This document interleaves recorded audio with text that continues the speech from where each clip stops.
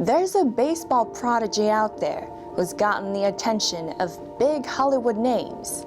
It started with actor Adam Sandler. Eventually, studios got interested in Christian Haupt's story. And his love for baseball is just a part of it. Christian says he used to play for the Yankees in another life. I'm Sue Biamba, and this is Mysteries of Life.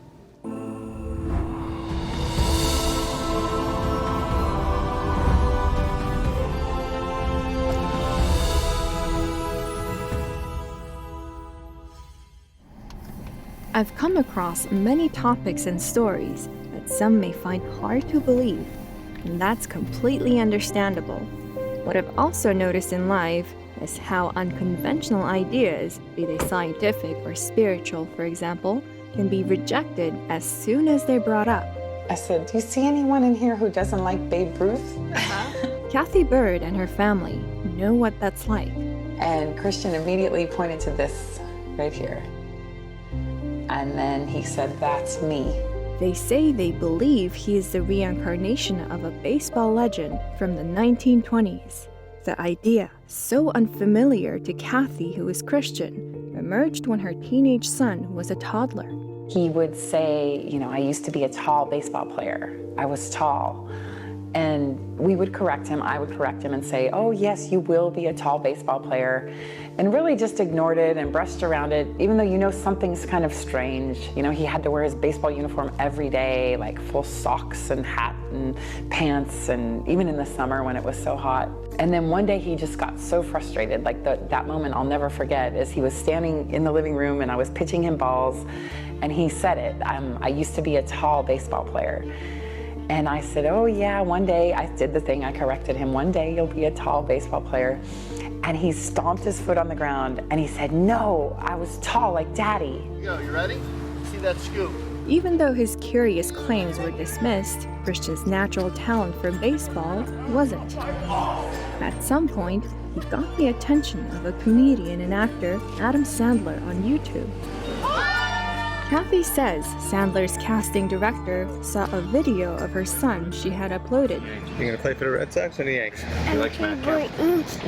He's gonna play for the Yankees, my boy!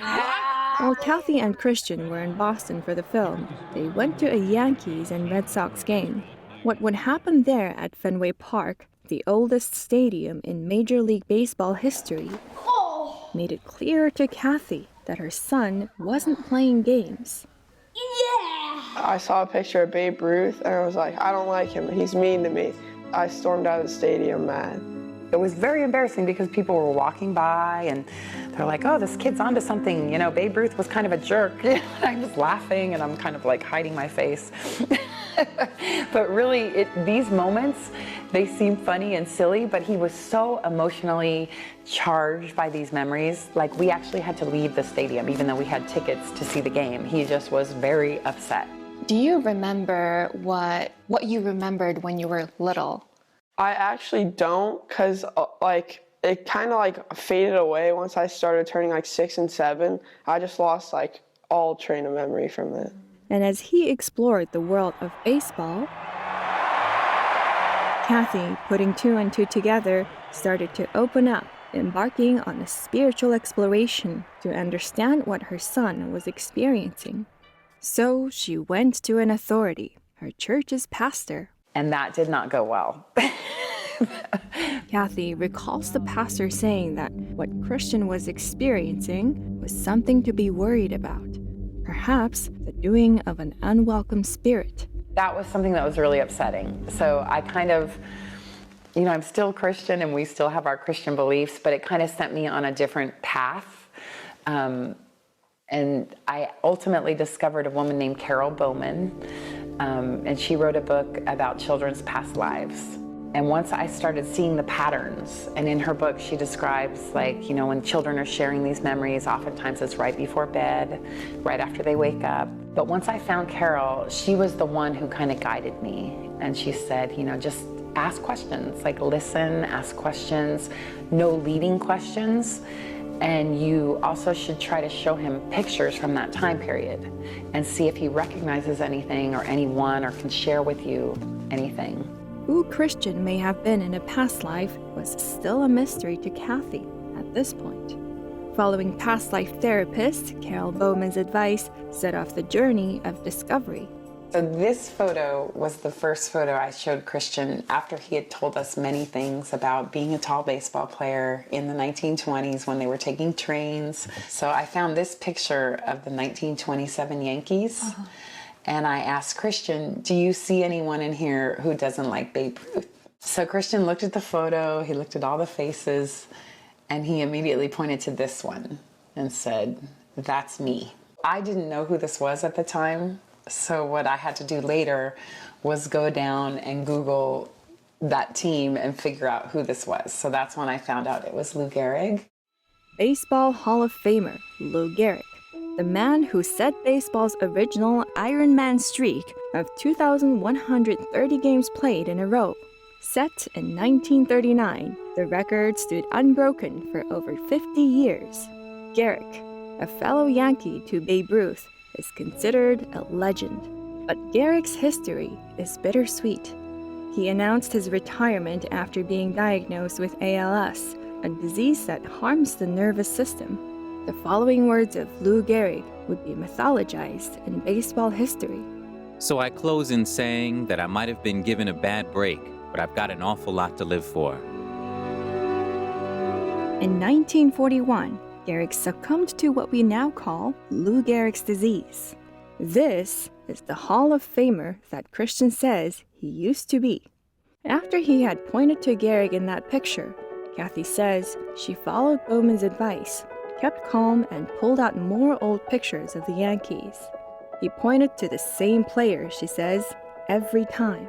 I called Carol and told her what happened, and she said, okay, now what you need to do is find pictures of Lou Gehrig's parents and things from Lou Gehrig's life and see if he has recognition of that. One of my favorite pictures is this right here. And this is Lou Gehrig and his mother. Wow. Yeah, when he was a teenager. Kathy says she showed Christian a picture of Gehrig's father, Heinrich, asking her son for his name while suggesting made-up ones. He turned down the first 5, including the 6th, which was Heinrich. Then Kathy suggested the name Heinrich went by, Henry. He said yes, and went on to correctly identify the name of Gehrig's mother, Christina, among made-up names. By this time, Kathy believed he was none other than Lou Gehrig. But within her heart, a conflict arose between the possibility of reincarnation and her Christian beliefs, a conflict that carried over into her personal life. 2 of my closest friends from church were the ones who really, in the beginning, were like, come on, Kathy, you have to get over this, like, stop reinforcing it, and you don't want to be on the wrong side of God. So that was hard, like when you have people who you care about who are close to you, telling you basically, like, this is nonsense. Kathy says she made an effort from then on to keep their conversations to lighter subjects. Her husband would also try to shut down conversations on the topic, even though he agreed something strange was going on. Speaking with a different pastor about it, one she was closer with, was still a challenge as fear would come over her. What would pastor say about her son? That he was crazy? That he needs an exorcism? In an email, the pastor cited Hebrews chapter 9, verse 27. And just as it is appointed for man to die once, and after that comes judgment. Kathy says she felt sick to her stomach. The pastor offered to pray for her and her family. So what did Kathy do? There's a quote by Mark Twain that I love where he says, it's not what we don't know that gets us in trouble. It's what we know for sure that just ain't so. Her research. What she found about reincarnation, including its presence in early Christianity, would lead her to the next phase of her spiritual journey. Were the concepts of reincarnation or past lives always rejected in Christianity? Before going into that, the definition of reincarnation, put broadly, it's the process of a soul's rebirth in another body upon death. The new body could be human, animal, and even something from a hellish or heavenly realm. By that definition, if one believes that a soul can be reborn as something higher than human, going to a heaven and obtaining a heavenly body, for example, then their belief could be considered a kind of reincarnation. The Christian religion, for the most part, rejects the concept of reincarnation today. Emphasis on religion, as about a third of Christian adults believe in reincarnation. That's according to a 2021 Pew Research poll. And in early Christianity, teachings were more diverse than they are today. Take Christian theologian Origen of Alexandria, considered a church father by some, has been described as one of Christianity's most influential and most controversial minds, and he's said to have believed in reincarnation in some form, but this is debated. Let's look at one of his works called On the First Principles, which is considered the first systematic text on Christian theology. In it, he explains why he believes that all spirits begin in a oneness with God, but fall to different positions in bodies of existence according to their merit. But another way, spirits can fall to become angels, humans, demons, etc., based on their level of merit. But the fallen can ascend to higher orders of existence, he says. In a lecture on Origen's work and his belief in universal salvation, Professor Charles Stang of Harvard Divinity School said the following in 2019. The transformation from flesh to fire must be free, Origen thought, and thus it will take a long, long time, many, many lifetimes, and perhaps successive worlds. In other words, reincarnation. But like we mentioned, debated. Professor Peter Martins of St. Louis University told us that Origen explicitly rejects reincarnation, but believes that after we die, the soul continues its education elsewhere. A number of Origen's teachings were officially condemned as heretical by the Eastern Orthodox and Catholic Church in 553 AD, about 300 years after his death. Even before Origen's time, reincarnation was present in the Western world. Closer to Christian's case, Plato's dialogues discussed rebirth among humans. In Meno, one of his dialogues, Socrates makes this argument. The soul is immortal and often born. In Phaedo, another of his dialogues, Socrates discusses the soul's cycle of reincarnation. If it is pure when it gets free and drags nothing of the body with it, it goes away into the unseen, which is like itself, the divine and immortal and wise. But if it leaves the body polluted and unpurified, such a soul with this on board is weighed down and dragged back into the visible world. Socrates even says it's likely the gluttonous and violent who haven't taken heed to their ways enter the bodies of animals. The potential rebirth as an animal is an Eastern belief as well. Now, modern science is taking the possibility of reincarnation seriously.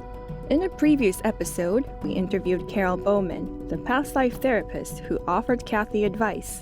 She referenced Ian Stevenson, the founder of the University of Virginia's Division of Perceptual Studies, a department that researches reincarnation. And one of the patterns that he saw is that children most often remember their deaths when they talk about past life memories, usually up until about the age of 5 or 7, and then the memories tend to fade. And this is universal across cultures. And families where they believe in reincarnation and don't believe in reincarnation. So it's a natural phenomenon, and quite often children remembered how they died, and most of these deaths were traumatic. So again, that idea of PTSD traveling from one life to another showed up, and children would often have phobias relating to the way they died.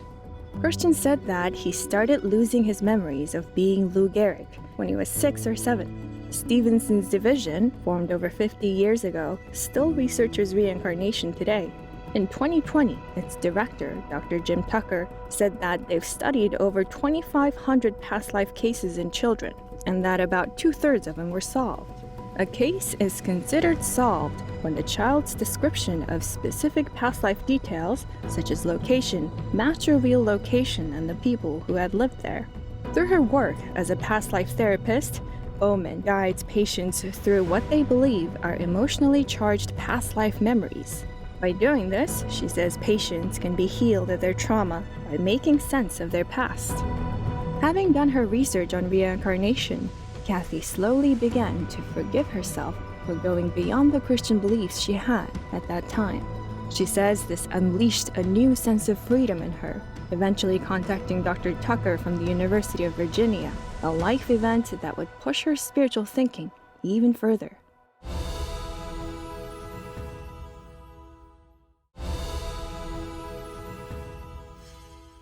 Dr. Tucker from the University of Virginia School of Perceptual Studies, he came to our house. He's a person who's done a lot of research on past lives of children. And while he was here at our house, Christian said something fascinating. Dr. Tucker said to him, do you remember how you died? And I had never asked him anything like that. And he said, my body stopped working. And then Dr. Tucker said, then what happened? And he said, I felt nothing. And then out of the blue, Christian said, I picked her to be my mom, which was shocking at the time. And Dr. Tucker kept asking questions. He said, oh, really? Where were you when you picked her? And he said, in the sky. And so this was something that was completely new to me. And Dr. Tucker said it's actually quite common in these kids that recall past lives, that they actually can have specific memories of choosing their parents. So that kind of led me on another path because at some point, Christian had indicated to Kathy that she wasn't just his mother in this life. When Christian originally gave us his past life memories and then told me that this was me when he saw this photo. When Dr. Tucker was here, it really kind of opened my eyes. What if there's something to this?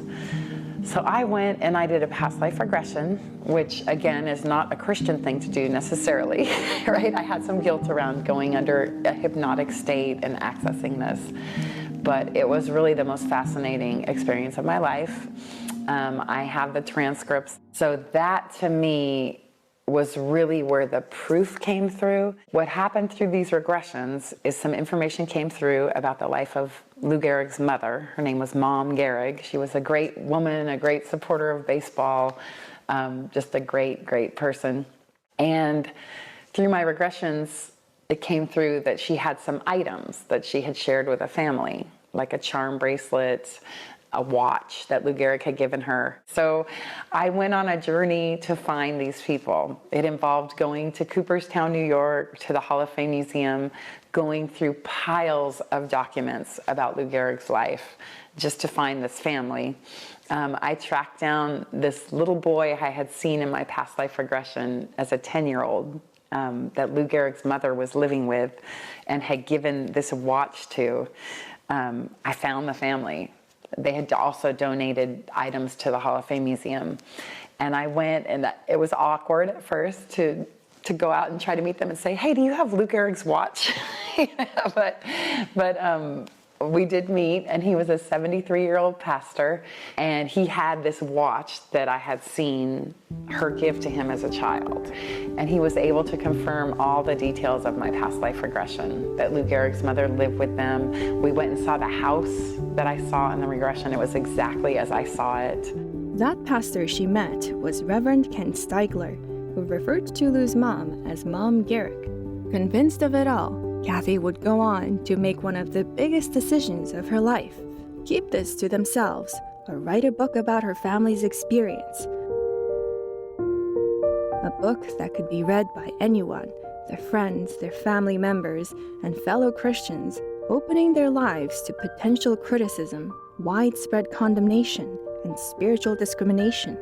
Anytime you share an unconventional belief, it's going to be resisted, and I knew that my kids could be hurt by it. I'm not even really a writer. Before this, I was not a writer, but I really felt inspired to put this down on paper, to share this story. I thought in some way, like, this was a gift that was given to us, and it was our job and our duty to share it. It was published in 2019, The Boy Who Knew Too Much, an astounding true story of a young boy's past life memories. I think my kids now really get it too, that the reason we're sharing the story is for a higher purpose, to give people hope and faith in the belief that our souls survive death, and just really to bring more love and compassion into the world, and compassion for people who are different than ourselves, knowing that that could be us. There it is. In contrast to her previous experiences with pastors, Kathy found a warm and intrigued heart in Reverend Steigler when she shared her family's story. This is fascinating. I do not believe in reincarnation due to my faith, but I do believe this is an example of wisdom and knowledge that cannot come from rational experience. It is information that comes from being in the flow of the channel of God. This wisdom and knowledge is allowed by the Lord. It was very freeing to me, like to have him believe and not say it was an unwelcome spirit or that my child was possessed. Like it really was like the gift at the very end of the journey. When we are so set in our beliefs, we're missing a lot, right? Like we can go through our life thinking we know everything, we're 100% right, but I think we should always keep an open mind.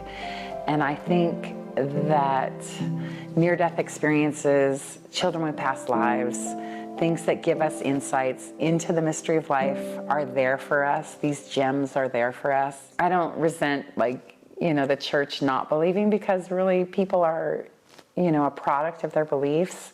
And now when I share the story, I'm very cognizant of that. And I don't want to violate anyone else's beliefs, but just share our story. Yeah, and so Christian's going to be, he's even going to be playing baseball at a Christian high school. I think for Christian, it's been quite a process. Like he was thrust into the spotlight at a young age because he was on YouTube. Then came the book. But he stayed very grounded through this whole process because he really has a passion for baseball. Baseball is his life. Every weekend we're at tournaments. He's getting ready to go to high school and play high school baseball. And I think it's kept him grounded. He has close friends near him. So I think the criticism or any kind of bullying he's received has really just made him stronger, and without getting bitter, without getting angry, and just having a sense of humor. I think that's the most important thing, is just to really stay grounded, keep your people close to you, and have a sense of humor in life as well. What message do you have to parents who might be going through the same thing? To parents, yeah, I share with parents now what Carol taught me, is just to be very open-minded, to listen, not to project. If you ask questions, just open-ended questions, not leading questions. One of the great things about writing the book is that I do have parents and people reach out to me a lot with similar stories. And I think that's something too that's really validated Christian, is knowing that he's not the only one. Like, your story is special, but not unique, So I think that's really been a blessing to hear these other stories too. And it's very fascinating. And just to see other parents validating their kids' stories because they heard our story is really a lovely thing. Your mom supported you a lot throughout this whole process, and she didn't just ignore you. She acknowledged you and made sure that your experiences were valid and real. What do you feel about this? I do know that a lot of other people, that's what the parents will do. Like, they'll just be like, oh yeah, it's just like a dream or something, but she took it seriously, and I appreciate that. What are you doing now with baseball? I'm playing on a travel team in Huntington Beach, and I'm just going to keep continuing playing, and I just hope I can make it to the MLB one day. That might just be a historic day in baseball for those who believe in their story, the day Lou Gehrig returned to the major leagues. After hearing Christian and Kathy's story, I see how coming to explore new spiritual beliefs can be difficult for many, even painful. How fear and guilt can prevent one from being their authentic self, and how these negative feelings can come from within ourselves and the world around us. In spite of it all, Kathy followed her conscience, and in the end, attained a new understanding of love, lifetimes in the making. It's been great having you with us. We've still got big questions, so we hope to see you next time on Mysteries of Life.